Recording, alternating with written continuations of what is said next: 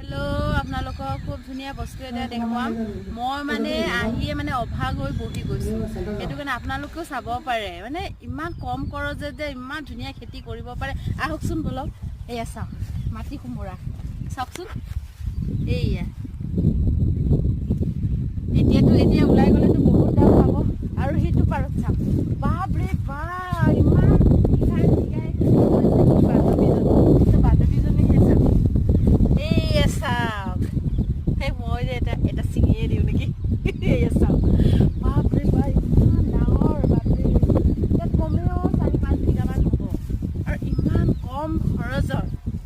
ইমান কম খৰচতে ইমান ধুনিয়া খেতি কৰিছে মই মানে ভাবিয়ে মানে অভাগ হৈ গৈছো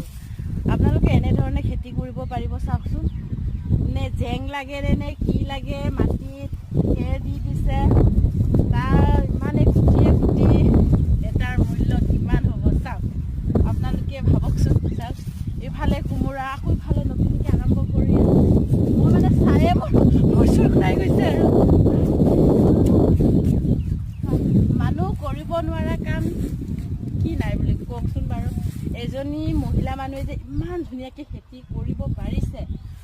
অ' মা মইতো একদম ভাবিয়ে মানে ভাবিব পৰা নাই কিন্তু মই কিন্তু কোনো ইয়াত নাই মই ডাইৰেক্ট সোমাই গৈছোঁ মই আহিম বুলিও কোৱা নাছিলোঁ নে আহিম বুলি কোৱাহেঁতেন বাইদেউজনী ফোন কৰি ক'ব পাৰিলোঁ হয় কিন্তু মই অৰ্থাৎ মোৰ কামৰ কিবা আছিলে সেইটো কাৰণে মই সোমাই গ'লোঁ চাওক মাটিত কোমোৰা আৰু মাটিত তিয়ঁৰ দাম কিমান আপোনালোকে জনাবচোন ঠিক আছে বাই বাই